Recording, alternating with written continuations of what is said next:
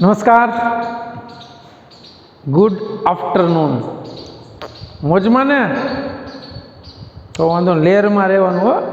હા, આપણે મિત્રો ધોરણ 11 સાયન્સની અંદર ભૌતિક વિજ્ઞાન વિષયમાં પ્રકરણ નંબર 9 જેમનું નામ છે મિકેનિકલ પ્રોપર્ટીઝ ઓફ સોલિડ્સ, એમાં થિયરી પૂરી કરી.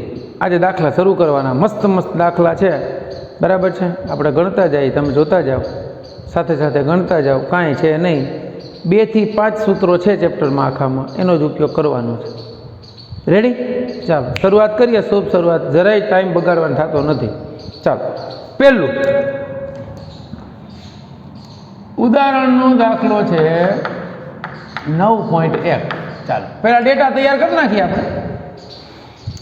એમાં શું કીધું છે ભાઈ કે એક સ્ટ્રક્ચરલ સ્ટીલના સળિયાની ત્રિજ્યા 10 મિલીમીટર. ચાલો, ત્રિજ્યા આપી 10 મિલીમીટર, એટલે 10 એને ગુણ્યા 10⁻³ મીટર. એ સળિયાની લંબાઈ આપી છે 1 મીટર, બરાબર. તેની લંબાઈની દિશામાં 100 કિલો ન્યૂટનનું બળ. બુકમાં રકમ એ બહુ આછી છે. 100 કિલો ન્યૂટનનું બળ લગાડે એટલે 100 ગુણ્યા 10⁻³ આ કિલોના ન્યૂટન, એટલે લગભગ થાય 10⁵ ન્યૂટન, બરાબર. દ્વારા ખેંચવામાં આવે છે તો સળિયામાં પ્રતિબળ પેલું મેળવવાનું છે. સળિયામાં પ્રતિબળ. હવે જો અહીંયા ખાસ સમજો, આપણને જે સળિયો આપ્યો છે એ શેનો આપ્યો છે, કઈ ધાતુનો છે? તો એમાં ચોખવટ કરી છે સ્ટીલ. ઓકે, તો સ્ટીલ માટે યંગ મોડ્યુલસ કેટલો હોય? તો મેં તમને આની પહેલાં કીધું તો યાદ રાખી લેજો. 2 ગુણ્યા 10⁻11 ન્યૂટન પ્રતિ મીટર સ્ક્વેર, રાઈટ. હવે આપણને પ્રતિબળ શોધવાનું કીધું છે, તો પ્રતિબળનું સૂત્ર સિગ્મા F/A. F એટલે આપણને આપ્યું છે સીધું 10⁵ ન્યૂટન, છેદમાં A એટલે πr². તો સિગ્મા = 10⁵. પાઈ એટલે 3.14, એને ગુણ્યા r². r એટલે 10² એને ગુણ્યા 10⁻6 થઈ. તો સિગ્મા =1/3.14 ઇન્ટુ આ -4 વધે ઉપર જાય એટલે 10⁹ એટલા ન્યૂટન પ્રતિ મીટર સ્ક્વેર મળ્યું. આનું સાદુરૂપ આપો 1/3.14 એટલે 0.318 આવશે. એને ગુણ્યા 10⁹ ન્યૂટન પ્રતિ મીટર સ્ક્વેર. બાળકો સિગ્મા મળી ગયું 3.18, એને ગુણ્યા 10⁸ ન્યૂટન પ્રતિ મીટર સ્ક્વેર. રેડી? હાલો, એક કામ આપણું થઈ ગયું. બીજું, લંબાઈનો વધારો શોધવાનો છે. બીજું, લંબાઈનો વધારો. એટલું વજન બળ લગાડો તો લંબાઈનો વધારો કેટલો થાય? લંબાઈના વધારાને કહેવાય ΔL. ચાલો, તો લંબાઈનો વધારો કેમ મળશે? તો લંબાઈના વધારા માટે આપણી પાસે ખબર જ છે કે સિગ્મા ચલે છે વિકૃતિ. સિગ્મા યંગ મોડ્યુલસ અને વિકૃતિ એટલે ΔL/L. સિગ્મા તો છે આર્યું, ΔL શોધવાનું. ΔL સિગ્મા × L એના છેદમાં યંગ મોડ્યુલસ. આનું સાદુરૂપ આપી દો એટલે જવાબ આવી ગયો. ચાલો, શું થશે? ΔL મેળવવાનું છે. સિગ્મા છે 3.18, એને ગુણ્યા 10⁸. લંબાઈ 1 મીટર છે. યંગ મોડ્યુલસ છે 2 × 10⁻11. સાદુરૂપ આપવાનું. અહીંયા 2 × 2 = 2 × 5 = 10, 2 × 9 = 18, 1.59, એને ગુણ્યા અહીંયા 1 છે 3 ઉપર જાય 10⁻³ મીટર. એટલે ΔL તમને બાળકો આન્સર મળી ગયો 1.59 મિલીમીટર. એટલો તારની લંબાઈમાં વધારો થાય. પૂરું. ત્રીજું શું શોધવાનું કીધું છે? વિકૃતિ. તો અહીંને સીધું ગણી લઈએ. ત્રીજું, વિકૃતિ કેટલી થાય ભાઈ? તો કે વિકૃતિ એટલે આમાં કઈ આવશે? તો કે તણાવ વિકૃતિ. કઈ વિકૃતિ આવશે? તણાવ વિકૃતિ. તણાવ વિકૃતિનું સૂત્ર શું થાય? તો કે ΔL/L. તો epsilon L is equal two 1.59 એને ગુણ્યા 10⁻³ એના છેદમાં લંબાઈ 1 એટલે વિકૃતિ મળી 1.59 × 10⁻³ આને હજી સરળ ફોર્મમાં લખવી તો વિકૃતિ ઇઝ ઇક્વલ ટુ 0.00159 થઈ ગયું. આ પોઈન્ટ અહીંયા તો આગળ લઈ લીધો. આને હજી ટકાવારીમાં ગણવી હોય તો epsilon L × 100 is equal two 0.16%. સમજાણું? એટલે આ ટકામાં ગણી શું કરી નાખ્યું? સિગ્મા એલ એને ગુણ્યા 100 કર્યું. પછી આને ગુણી નાખ્યા 0.159 એને ગુણ્યા 100 કેટલું આવી ગયું? આ પોઈન્ટ આ બાજુ ખસી જશે 2 એટલે 0.159 બરાબર 0.16%. હવે ઉદાહરણ 9.2 ચાલો, એમાં આપણને એમ કીધું છે કે 3 મિલીમીટર જેટલો સમાન વ્યાસ ધરાવતા જેમનો વ્યાસ d બરાબર 3 મિલીમીટર છે એટલે 3 × 10⁻³ મીટર વ્યાસ ધરાવતા બે સળિયાઓ છે બાળકો. એક સળિયો જે છે એ સ્ટીલનો છે બરાબર, અને બીજો સળિયો જે છે એ તાંબાનો, મતલબ આ પહેલો તાંબાનો રાખો તો બીજો સ્ટીલનો છે. આમ બે સળિયાના છેડાઓ જે છે એકબીજા સાથે જોઈન્ટ કરેલા છે. પછી આ જે છે એ માનો કે કોઈ દ્રઢ આધાર સાથે જોડેલો હોય, અહીંથી એને કોઈ બળ વડે ખેંચવામાં આવે છે. એ બળ કેટલું છે એ આપણને આપ્યું નથી, પણ બળ વડે ખેંચવામાં આવે છે ત્યારે આ જે કોપરનો સળિયો છે ભાઈ, કોપરના સળિયાની લેન્થ મોટી છે, ચાલો આપણને કાંઈ વાંધો નથી. તો આ જે છે એ કોપરનો સળિયો છે, આ જે છે એ સ્ટીલનો સળિયો છે. ધ્યાન આપજો. આની લેન્થ આપી 2.2 મીટર અને આની લેન્થ આપી 1.6 મીટર. કોઈ બળ વડે ખેંચવામાં આવે છે ત્યારે બંનેની લંબાઈમાં થતો વધારો delta L of copper plus delta L of steel is equal two 0.7 millimetre એટલે 0.7 × 10⁻³ મીટર અથવા તો 7 × 10⁻⁴ મીટર. એટલી બેની લંબાઈનો સરવાળો છે, વધારાની લંબાઈનો. અહીંયા ડબલ્યુ બળ અથવા એફ જેટલું બળ લઈ ગયું. તો આપણને કીધું છે શું? આમાં જો આ કોપરના સળિયાની લંબાઈમાં થતો વધારો અને આ જે છે એ સ્ટીલનો સળિયો છે બરાબર, બેયની લંબાઈ આપી છે, આ બેયનો હાંધો છે. હવે આપણને એમ કીધું છે કે તો આની ઉપર જે બોજ લગાડીએ છે ડબલ્યુ શોધવાનું છે. હવે આપણી પાસે જોજો અહીંયા બેયની લંબાઈનો થતો કુલ વધારો આપ્યો છે, બીજો એક ડેટા આપ્યો છે નહીં. આ એક આપી દીધો એટલે આના ઉપરથી ત્રિજ્યા કેટલી થઈ જાય તો કે 1.5 × 10⁻³ મીટર થઈ ગઈ. તો કે હા, ચાલો. તો હવે આપણે કરવાનું શું અહીંયા? તો કે અહીંથી આપણે આગળ વધીએ. હવે તો કે હવે આપણે આના ઉપરથી જઈએ. પ્રતિબળ વિકૃતિના સમપ્રમાણમાં હોય. પ્રતિબળ is equal to Young modulus, વિકૃતિ એટલે ડેલ્ટા એલના છેદમાં એલ. હવે આ સ્ટીલના સળિયા માટે યંગ મોડ્યુલસ આપણને ખબર છે, મેં તમને આની પહેલાં કીધું હતું કે અમુક યાદ રાખી લેવાના બરાબર. અને કોપરના સળિયા માટે આ જે સ્ટીલ માટે છે એ રીતે કોપરના સળિયા માટે કેટલું છે? 1.1 × 10⁻11 છે. આ કોપર માટે છે, રાઈટ. હવે આ સિગ્મા એટલે વજન બળના છેદમાં ક્ષેત્રફળ થાય is equal to Young modulus delta એલના છેદમાં એલ થાય. બંને સળિયા માટે વજન બળ સમાન છે, તો વજન બળને સૂત્રનો કરતા બનાવીએ એટલે વાય એ ડેલ્ટા એલ એના છેદમાં એલ. આના ઉપરથી હું લખી શકું વજન બળ of copper is equal two વજન બળ ઓફ સ્ટીલ. હવે બંનેને સરખાવીને આપણે લખવા હોય તો કેમ લખી શકીએ? તો કે Y of copper A of copper delta L of copper એના છેદમાં L of copper is equal to steel માટે Y of steel A of steel અને ડેલ્ટા એલ ઓફ સ્ટીલ એના છેદમાં એલ ઓફ સ્ટીલ. બંનેના આડછેદ સરખા છે એટલે આ ગયા. હવે અહીંયા આપણને લંબાઈ આપી છે તો લંબાઈનો ગુણોત્તર લઈ લઈએ તો ડેલ્ટા એલ ઓફ કોપર એના છેદમાં delta L of steel is equal two જો આ એલના છેદમાં ડેલ્ટા લંબાઈનો ફેરફાર આવી ગયો.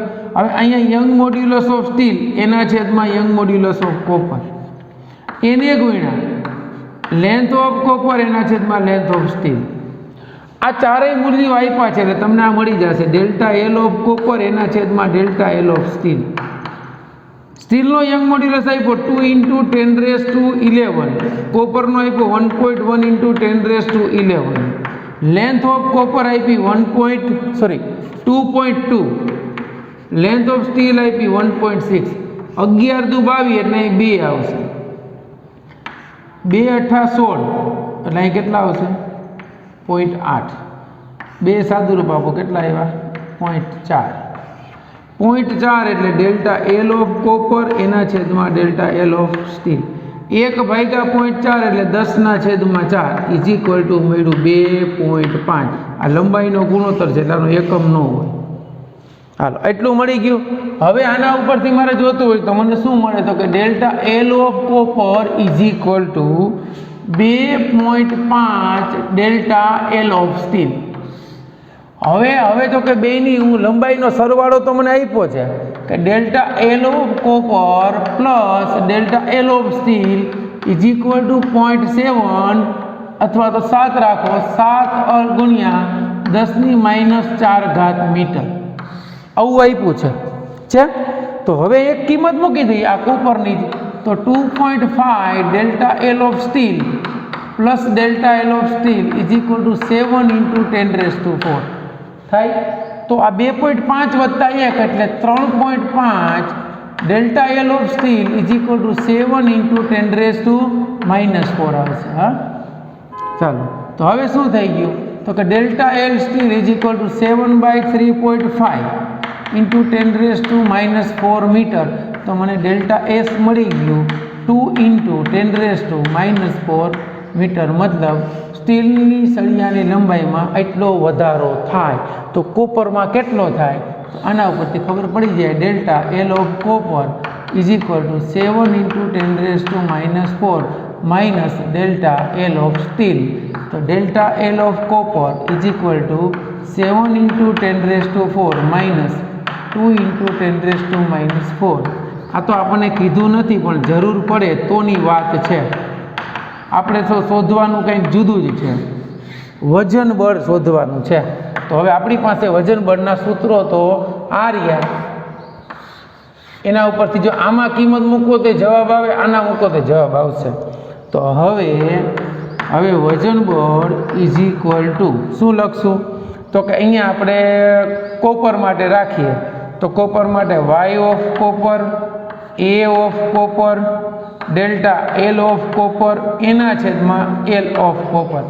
ચાલો તો વજન બળ ડબલ્યુ બરાબર કોપરનો યંગ મોડ્યુલસ 1.1 × 10⁻11 આડછેદનું ક્ષેત્રફળ કોપરનું પાઈ r² delta L of copper 5 × 10⁻⁴ એના છેદમાં લેન્થ ઓફ કોપરની લેન્થ છે 2.2 11 દુ 22 એટલે 2 w is equal to pi એટલે 3.14 r² r એટલે 1.5 નો વર્ગ એટલે 2.25 એને ગુણ્યા 10⁻³ વર્ગ એટલે 10⁻6 એને ગુણ્યા 5 એને ગુણ્યા 10⁻⁴ એના છેદમાં 2.2 ગુણ્યા 10⁻11 આવશે ને જી બરાબર. સોરી આ તો મીટર છે કા ઓકે ડન. હાલો તો આ હું હોય તો 3.14 મૂક્યા 2.2 આનો વર્ગ મૂક્યો હજી આ ઘાત રહી ગઈ એને ગુણ્યા 10⁻11 એના છેદમાં કેટલા છે તો કે 2. હવે આ વજન બળની કિંમત બધી સાદુરૂપ આપી દો એટલે w ઇઝ ઇક્વલ ટુ આ 11 અને 6 ને 4 10 10 ને 1 11 એટલે કેટલી ઘાત વધી અહીંયા એને ગુણ્યા 10⁻1 ઘાત વધી તો કે હા. હવે શું મળ્યું 3.14 એને ગુણ્યા 2.25 એના છેદમાં 2 હજી એને ગુણ્યા 5 કરી નાખો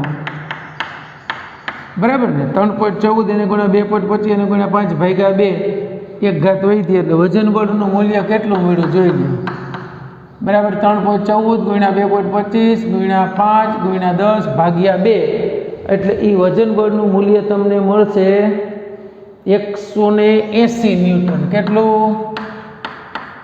એટલે W ઇઝ ઇક્વલ ટુ આમ લખો તો હાલે 1.8 ગુણ્યા 10⁻2 ન્યૂટન. આ જ કિંમત તમે બીજા સમીકરણની અંદર મૂકો તો પણ આન્સર આવી જાય. ક્લિયર થઈ ગયું બાળકો? એટલું ઓકે. ચાલો, તો આ જે છે દાખલો આમ લાંબો છે પણ મજા આવે એટલે આપણે લાંબુ સાદુરૂપ આપતા જઈએ. ઓકે, ચાલો લખી લો, પછી નેક્સ્ટ દાખલો ગણીએ.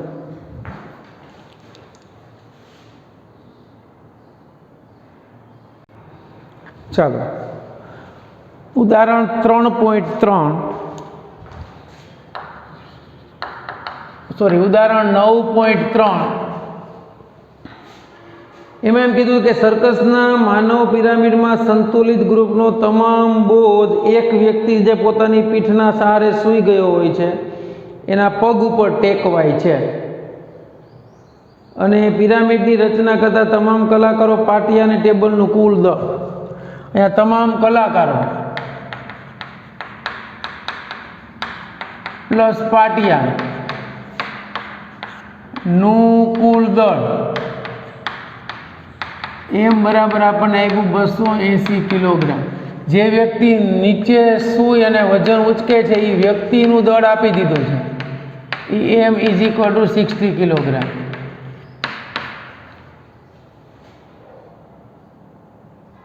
આ વ્યક્તિ દરેક સાથળના હાડકાની લંબાઈ સાથળના હાડકાની લંબાઈ L is equal two 50 centimetre છે, એટલે હાડકાની લંબાઈ 0.5 મીટર થઈ. અડધો મીટર હાડકું લાંબુ, સાથળનું તો એટલું હોય જ તે. અસરકારક ત્રિજ્યા હાડકાની ત્રિજ્યા R બરાબર 0.2 સેન્ટીમીટર છે, એટલે 0.2 × 10⁻2 મીટર ત્રિજ્યા છે હાડકાની. હાડકા માટે યંગ મોડ્યુલસનું મૂલ્ય બાળકો લગભગ 9.4 ગુણ્યા 10⁹ ન્યૂટન પ્રતિ મીટર સ્ક્વેર છે. બરાબર, અહીંયા YB લખું, યંગ મોડ્યુલસ ઓફ બોન. હાડકા માટે યંગ મોડ્યુલસનું મૂલ્ય 9.4 ગુણ્યા 10⁹ છે. તો દરેક હાડકાનું સંકોચન શોધો, એટલે હાડકાની લંબાઈમાં થતો ફેરફાર આપણે શોધવાનો છે. પ્રતિશત ફેરફાર શોધવો હોય તો L/L ગુણ્યા 100 પણ મેળવી શકીએ. હવે આપણને ખબર છે કે હાડકાનું સંકોચન થાય પણ અતિ ઓછું થતું હોય. જો વધારે સંકોચન થાય તો હાડકા ભાંગી જાય.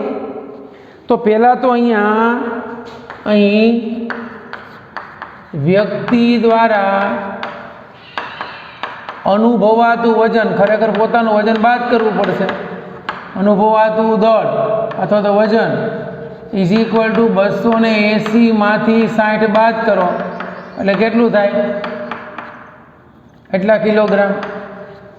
વ્યક્તિ દ્વારા અનુભવાતું વજન અથવા તો વ્યક્તિ દ્વારા વજન નહીં કહી શકાય, અને વ્યક્તિ દ્વારા ઊંચકાતું દળ કેટલું થાય છે? 220 kg. તેથી આટલું કેટલું વજન બળ થાય? તો કે વજન બળ W બરાબર M × G. M એટલે 220, એને ગુણ્યા G એટલે 9.8, 2156 ન્યૂટન બળ થયું. રેડી? હવે આટલું તો બળના બે હાડકા વચ્ચે હશે, ને તેથી સાથળના દરેક હાડકા પર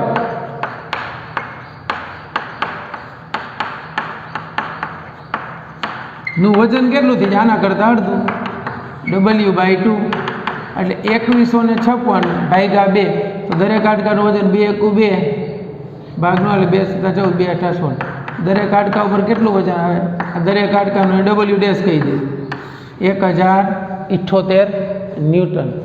એટલું વજન બળ લાગે. તો હવે આપણને ખબર છે શું? તો કે પ્રતિબળ વિકૃતિના સમપ્રમાણમાં. પ્રતિબળ is equal to Young modulus Δ/L/A.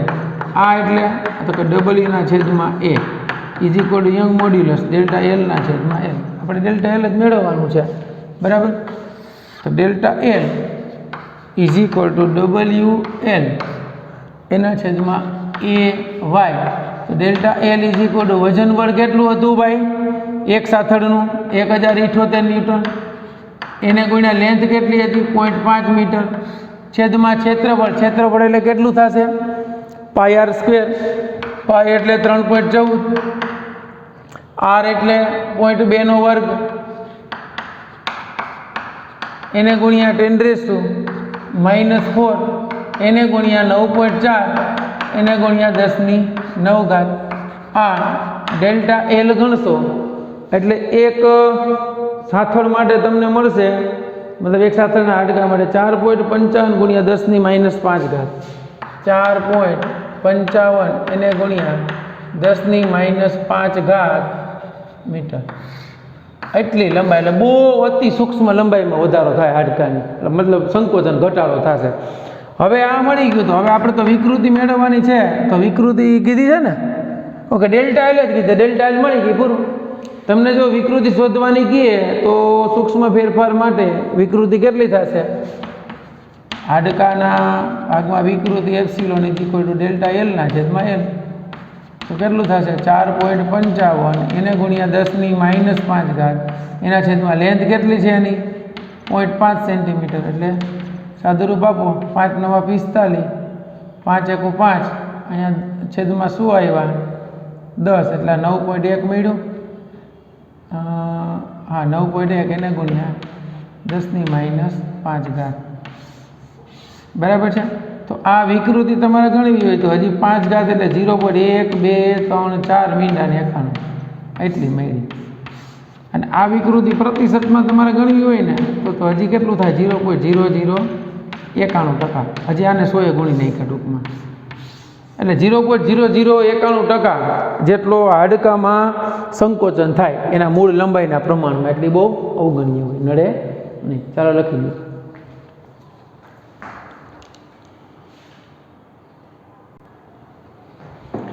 ચાલો હવે ઉદાહરણનો દાખલો છે 9.4.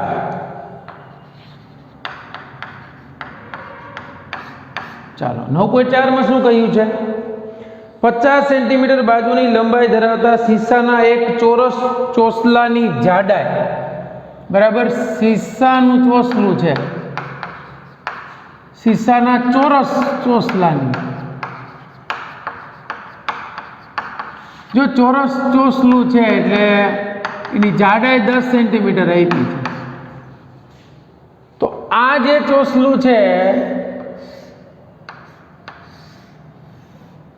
આ ચોરસ ચોસલું શીશાનું છે, ધારો કે એની જાડાઈ 10 સેન્ટીમીટર જાડું છે, તો આ ચોસલાને આપણે આમ કહી શકીએ, બરાબર.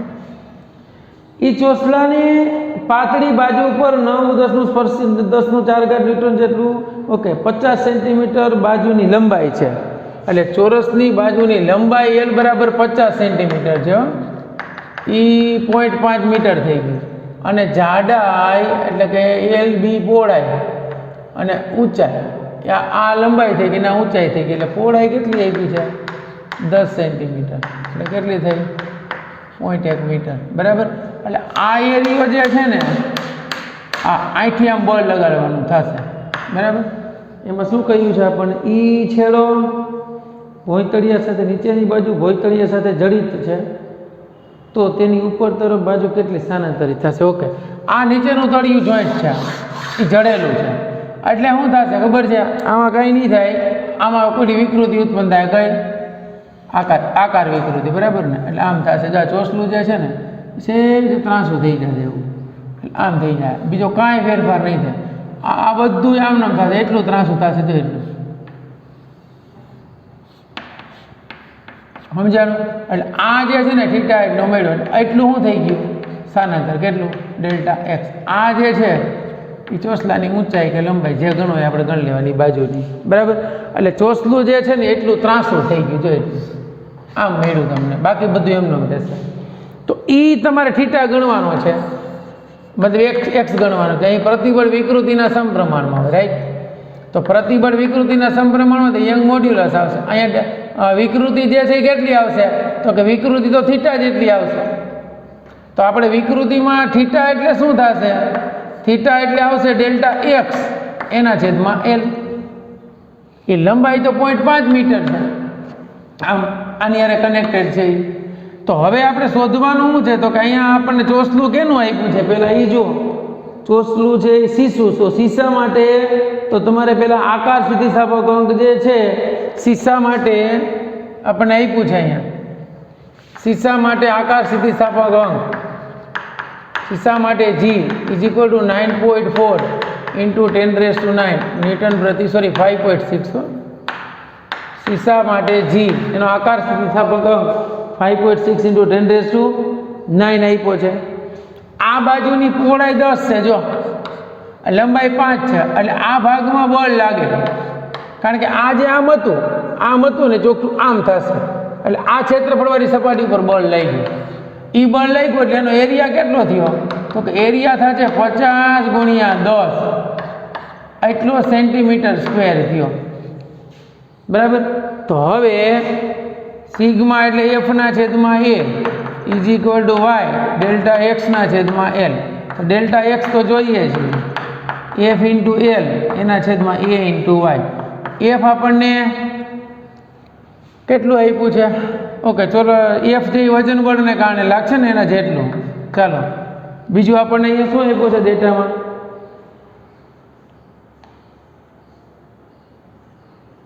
ઓકે લાગુ પાડેલું પ્રતિબળ તો આપણને આપી 9 × 10⁴ ન્યૂટન. ઓકે એફ આપ્યું છે ભાઈ સ્પર્શીય બળ આપ્યું છે બરાબર. 9 × 10⁴ ન્યૂટન જેટલું બળ લાગુ પાડી દીધું. એફ આપ્યું 9 × 10⁴. લેન્થ કેટલી છે 0.5 મીટર છેદમાં એ આડછેદનું ક્ષેત્રફળ એટલે 50 એને ગુણ્યા 10 સેન્ટીમીટર સ્ક્વેર એટલે 10⁻⁴. અને યંગ મોડ્યુલસ કેટલો છે 5.6 એને ગુણ્યા 10⁹ એટલું સાદું રૂપ આપવાનું એટલે તમને ડેલ્ટા એક્સ મળી જાય. આ 4 9 એટલે 5 +5 ઉપર જાય એટલે -10⁻⁻1 એટલા મીટર મળશે. હવે અહીંયા કેટલા થયા તો કે 9 × 0.5 એના છેદમાં 500 એને ગુણ્યા 5.6. આનું સાદુરૂપ આપો એટલે તમારો ફાઇનલ આન્સર જે છે એ તમને મળશે 1.6 × 10⁻⁴ મીટર. બરાબર. અને આને કન્વર્ટ કરો એટલે આ તમને મળી ગયું 0.16 મિલીમીટર. એટલે ચોસલા ઉપર એટલું બળ સ્પર્શીય બળ લગાડો ને તો એની બાજુ એટલે આમ ત્રાસી થાય કેટલી 0.16 મિલીમીટર જેટલી. રાઈટ. ચાલો હવે ઉદાહરણ ગણી નાખીએ. અહીંયા 9.5 મસ્ત છે આજે. બરાબર. 5મું ઉદાહરણ જોજો.